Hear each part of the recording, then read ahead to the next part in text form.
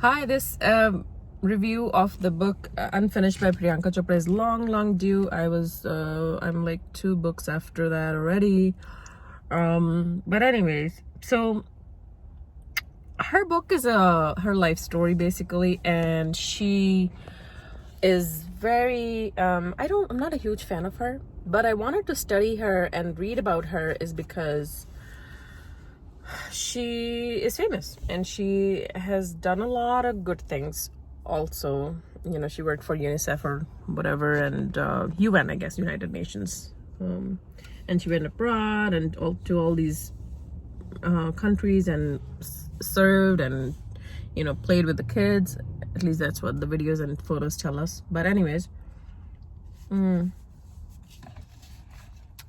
so she just writes about herself, how she grew up. She was born in India, and both her parents are doctors, army doctors, and her parents have this beautiful love story. The mom is a doctor, and the dad is a doctor too, and he just goes to her hospital where she was working as a patient, and flirts with her like, oh, I have a stomachache and this and that, and the mom is like understanding now, okay, he's just trying to flirt with me. Anyways, they fall in love and get married. Then they have Priyanka. She traveled all over the country, I guess, because the parents were in the army, so they had to move around a lot. And then for a while, I think when she was 7 years old, she also lived with her grandparents. And her family life is just so beautiful. It's just very ideal one, like most of our Indian Pakistani, most of them, not all of them, but have. And so the grandparent, because her dad's name is Ashok Chopra, and so the grandfather had this beautiful huge tree outside their house, and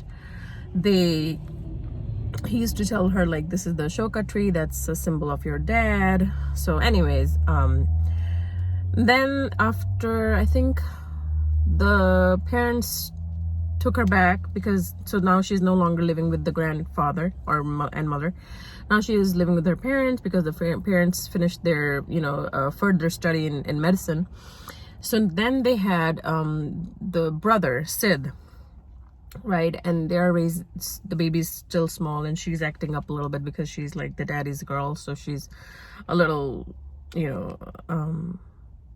jealous a little bit in childhood or whatever. And then so she doesn't act good or whatever, she doesn't behave well in the house, so the parents decide to move her to a boarding school. So then the mother drops her off at the boarding school, gives her a little tiffin or whatever, and with little snacks or this and that, and they're like happy, and well, their parents are happy, but Priyanka is not too excited about all this, and she's but then that's where she learned to be on her own, because she did not have a choice but to be independent at that point when she was sent to the boarding school and whatnot. She had a little hard time there. I think one time there was this huge hall, and then there was a lot of beds, I guess single beds there, and she threw up on herself or something, and then she just cleaned all herself by herself. She was like 8 or 9 at this point, and then she and then didn't want anybody to know because she thought the girls were gonna make fun of her. But anyways, long story short, she then grows up and is like college age now or something, and then the parents decide to move her to America, to one of their relatives' family. So she briefly lives in, I think, Boston also with her mamu, and the whole family is very close knit. Like they consider just going and living with your cousins like no big deal. There's no, people do that all the time, and they're a very, very tight, close knit family. So she goes and lives with, I think briefly she lived with some of the relatives in like South or something, and then other times she was a little older and lived in Queens in New York with her mamu and mommy. And then at this point she had a boyfriend also, and the mommy was like really, really strict. Mommy is the aunt, so she's like really, really strict, does not want any of the girls to, she's living with her 2 other female cousins, and then did not want them to have any boyfriends or something, and wanted them to dress up modestly and whatnot. And she was all about like, I got this beautiful body, I'm gonna wear shorts or whatnot. Anyways, she was basically growing up like a trouble, which is normal because young girls, they want to wear whatever they want to wear, and in America especially. So and then so she was doing good in high school also, now in America. And the mommy is away at work, and she called her boyfriend home. And so the boyfriend came home, high school boyfriend came home, and the mommy came back home for some reason from her job early. So she hides the boyfriend in the closet. So what happens is the mommy comes into her room and checks it out, and then I don't know, she smelled something or something, I don't know what happened. So anyways, she finds that the boyfriend was there. So this is the big deal now. There's big argument about it. The mommy calls up the mother, Priyanka Chopra's mother, tells her all about what happened and whatnot. So the parents decide to move Priyanka Chopra back to India now. It's an interesting story she got. Anyways, so they go pick her back up, and now she's going to this high school in India. I forgot which city she is from. I forgot. This was like 2 books ago. So anyways, so she comes back, and now she's going to go to a high school in India. And now she's very, kind of, she was actually like, when she went from India to America to study, she was very progressed, because in India they like, how much attention they pay on your math and science and engineering. And because both of her parents were doctors, she wanted to become an aeronautical engineer. So she's very progressed when she goes to America to study, but then when she comes back to India, she's kind of behind, because India has really high standards of their syllabus and all that stuff. So now she's going to high school there in India, and she's like dressed up like she feels like a TV star, because she can wear jeans and whatnot. And she goes to her admission day in like these jeans and a tiny not a tiny, but like a kurta or something, white kurta or something. And she has like, she feels like a TV star, because kids are like in her high school like, oh, this girl is coming from New York. So anyways, long story short, she starts studying there. She's good. She wants to make something of her life. She is studying good. No boy situation now. Then she's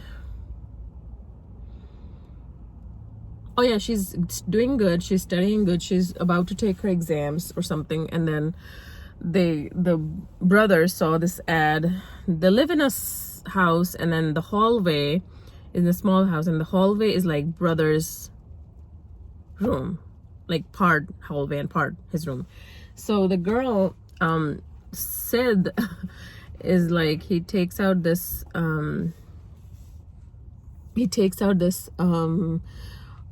ad from somewhere that they are looking for girls for Femina Miss India. So then shows it to the mom, and the mom is like, yeah, we should send her pictures. She's tall and all and beautiful.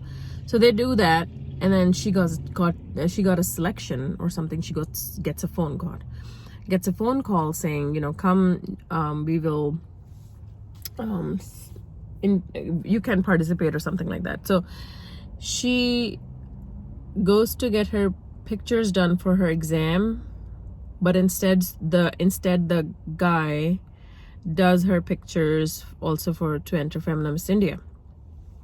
Does that, and her board exams are coming very, they're also coming very close. But anyways, they're kind of near, going to happen pretty soon. So then she enters the Femina Miss India, and she's all just so nervous, and her board exams are coming close too, and she's not studying. Instead, she's going to Feminine Miss India contest and preparing for that. The mother is very supportive. Father is kind of got around the idea too before. He was not too excited about it. But anyways, I'm going to wrap it up kind of soon. So then her mother is there all the time, and she feels like other girls are so pretty, and she's like, she feels that she's not very pretty, or not, but she thinks like, I'm going to be confident, and that's why she's confidence with beauty is what she has. So anyways, she ends up winning that thing, coming from the point where she's like, maybe I'm not gonna win this, or maybe she's self-doubting, but she wins it. So now the parents are like, okay, I guess the parents had already tried to build up this hospital. Also, they're working towards their own goals too, and the dad's health is kind of not very good at this point. He had some tumor or something in his kidney, so anyways, his health is kind of deteriorating. So then she, of course, next thing from Feminine Miss India is like going for Miss World competition. And so long story short, she goes and she's like, okay, I gotta gain my confidence. She's prepping herself and whatnot, and then she goes, and then she's does her thing. She's a little bit shy on the shy side, because one of her Mamu used to call her Kali, which means black. In my culture, or in Indian Pakistani culture, if you're called Kala or Kali, it's like not a compliment. But that's a very strange thing. I'm glad that things are changing for people now. So anyways, she always had that kind of inferior complex in her too because of that. And then she goes and wins that thing. She was very nervous, and she wins it. Like, I feel like that's what your parents' support and your family's support and your mother's support can get you, is win some things, big things in life. But anyways, then she joins Bollywood after coming back from that, and she just changed. She's more beautiful in her life. However, when she came back from, I think, her contest, when she won the Miss World contest, she said that she had to get this operation done for her polyps. It's called something, but anyways, so the doctor, when he was operating on her polyp in her nose, messed up something, and that's how her nose got messed up. Well, I think that's really not the case. I feel like she could have been more honest and be like, I got my nose job done. But she says that it's from the polyps, and yeah, your parents are both doctors, and why wouldn't you go to a very prestigious, nice surgeon? Like, how are you? I don't know. I don't get it. How are you going to a doctor who is not very competent and skilled, and is going to ruin your nose? But anyways, I feel like that was a lie, but she said that. But anyways, so she says that, oh, my nose got messed up, so that's why she had to get more surgeries on the nose, and corrective, like 5 different or 10 different corrective surgeries she had to get done in order to get her nose situated. Then she had like hard time in Bollywood. Nobody would take her, but then she kept believing in herself, and she was very disappointed for a while, but she somehow gets good movies and got a couple nice hits under her belt and whatnot. But basically she had to suffer a lot, and then she was like, you know what, and then her dad was getting really, really sick. He was really sick, and then he was almost like dying, and he had all these IVs into him, and she won this award, and then she took the dad to get that award on the stage, which I thought was very, very cute, and such a nice thing for a dad to feel so much pride in his daughter, I mean. So that happens, and then yeah, and she's like, I want to try something else. And so she tries a little singing, and in America, she comes back to America, wants to do more stuff here, meets like producers and music directors and whatnot here. I think our manager here is like Angela. I forgot the name correctly, but anyways, so then she did Quantico also, in which she felt like her true nationality, originality was coming out. So she really appreciated that, and they got her like the director or the cameraman or somebody got her like a little bracelet of Om sign, and she wore that throughout the shoot, and she felt like and she was on a huge billboard also, to do the promotions of Quantico. And then I think she went to this award party, and I forgot which one, the Grammys, I think the Grammys. And then after that she met Nick Jonas there, and Nick Jonas has diabetes, which I did not know that he did all this time. I actually never even knew that I was hearing Nick Jonas music when I was, I guess, on the radio all these years. But so I didn't even know who Nick Jonas was. That's how Desi I am. Before Desi girl, right? I did not know who Nick Jonas, or kind of who, I know the Jonas brothers, but I didn't know like Nick like that, you know what I mean? Like, anyways, in all his glory. So he's a good guy, I give you that. He's a genuine American good guy. There are good and bad people in every culture, in every country, but anyways, he's good. I respect him a lot. So anyways, I didn't know that he had juvenile diabetes for a type 1 from a long time ago, when he was like 10 or something, and they discovered that while he was touring with his brothers. So he maintains his diabetes, but I didn't know that, and I guess a lot of people don't know that about him. But all strength to him, and all strength to us all, because I'm struggling too to keep my sugar levels all maintained. I'm not diagnosed yet, but I'm trying to be good. So then what happens is that she meets him, and now she has been through some unsuccessful relationships and whatnot, and got very hurt. And this guy, and they both meet, and they know exactly what they want in their partner. They know exactly what they want from life, get married, have kids, whatever. So they didn't like say that, but they were dating for a while. And they go to, so after the party or something, she invites her over to her apartment.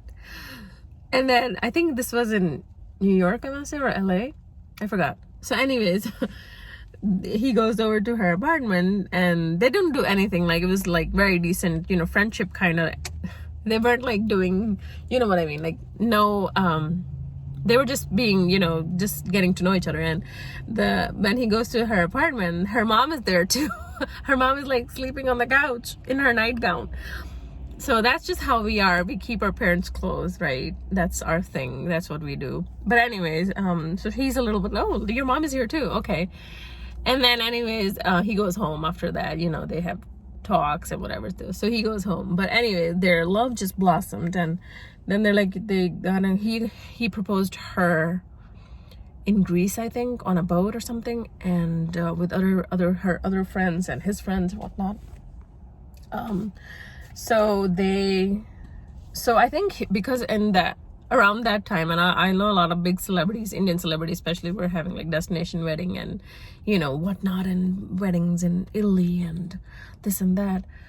But she proposed something like that too, and he's like, you know what, my bride is from India, so we better get married in India. I think that's a very genuine move. It's a very like real move, like not forgetting, humbling move too, not forgetting where your bride is coming from, where are you from. And I think it's just, I really respect them both for deciding to getting married in India and not like in some other part of the world, that you're just a tourist there but you want to get married there. But anyways, so they both get married in, I think, Jodhpur, this beautiful palace. I forgot the name of it. Umaidpur or something like that. So they get married there, and you know how beautiful the wedding was. And she wears Lauren.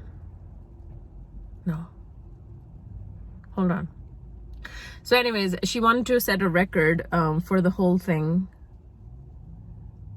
Yeah, Ralph Lauren, I think. And she wants to set a record for the longest veil ever, but she could not. Her veil was, I think, like 75 feet or something. And then somebody else had done that, like a bigger veil before. So she could not do that. But anyways, our wedding was a blast, all Indian traditions. And it's just beautiful to see America and India kind of coming together in the whole traditions and beauty of the festivities.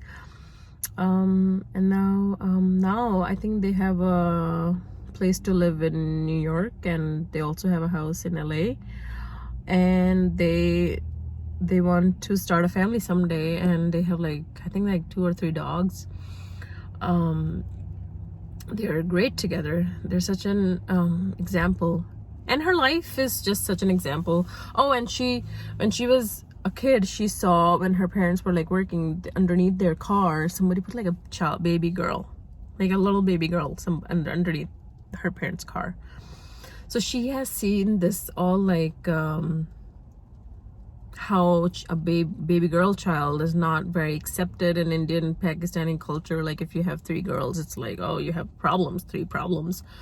So that type of stuff she's working on, getting rid of that sort of mentality, raising awareness of a baby girl child is a good thing too, and just saving the girls, educating the girls. Her agendas and her platform to do all these good things is amazing. And I think I want to see her movie, The White Tiger, I think it is. And so that's really a good thing. I think it's a nice story about this boy who's who's their servant or whatever, and all he knows is he wants to just grow up and be a servant to other people. So, and then she kind of tells him to no, don't think like that. You should be able to do whatever you want to do. So anyways, I look forward to taking a look at that movie. She also has a production house too, that she's producing all these movies that have a lot of good cause and reasons behind it, and raising awareness about equality and women equality and all genders equality and whatnot. So that's pretty much it. She ends the book by having all these nice pictures throughout her career and her life. That was a good read. I really liked, not the fact that I'm not even a huge fan of her, but I think I like her. I like Priyanka Chopra. Yay.